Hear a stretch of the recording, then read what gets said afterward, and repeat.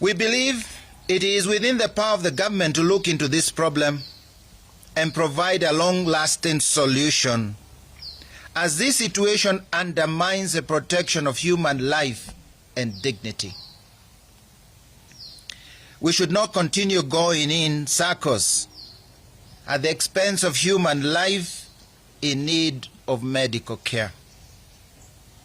The government should therefore act with great urgency to address the structural deficits, significant underfunding, and operational deficiencies, including technological system downtimes.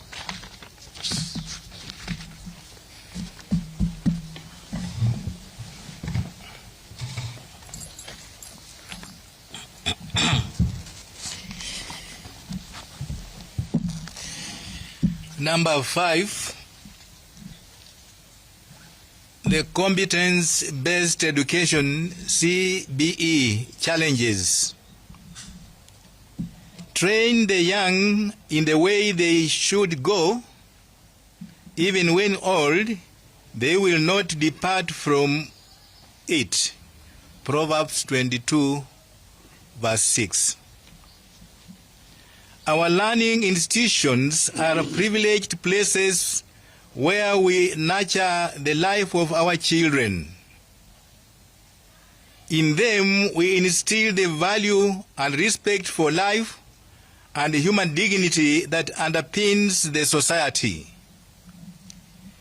The justification for phasing out the 844 system was that it was too theoretical and therefore did not adequately prepare learners for social and job market demands.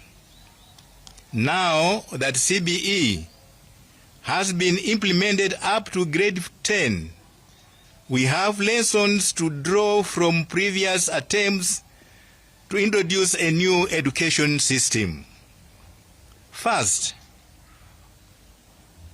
we cannot place our children in a constant mode of experimentation. The government has all the technical expertise it needs, both locally and internationally, to have streamlined the implementation of CBE long before rolling it out. The system seems poorly thought out and is being poorly implemented. What is obvious is that there was little study, design and think through of the entire CBE system. Second, CBE was introduced on the justification that it would prioritize practical skills, creativity, and critical thinking. As we have come to know it, CBE is capital intensive. It requires more teachers, equipment, and financing. We implore the Ministry of Education to urgently constitute a multi-sectoral team to study, properly evaluate, and design in all understandable and overt manner how the CBE system can properly operate. The rightful role of the sponsors in our institutions should be guaranteed so as to defend ethical and value content in the education system. We raise serious concerns that there are efforts to undermine and diminish the role of the sponsor in the institutions. Number 6, corruption, greed, and impunity. Corruption continues to be a major threat to human life in our country. We Kenyans seem to have normalized greed and corruption.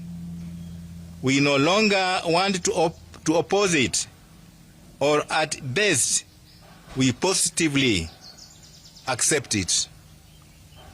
Once more, we call upon all Kenyans that we must break the chains of corruption. We must continue to act at the level of citizens and Christians so that theft, lies, dishonesty, bribery remain clearly as ugly and evil actions.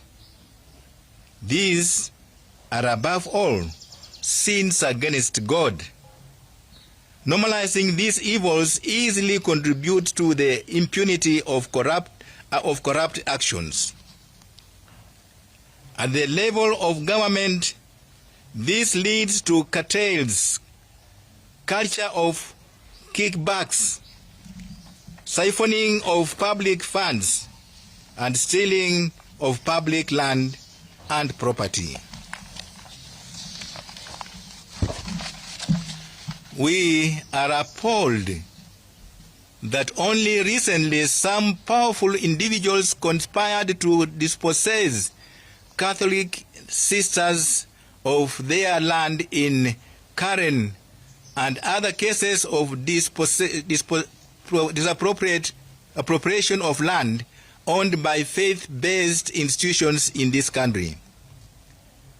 We see no serious commitment or intent to fight the monster of corruption.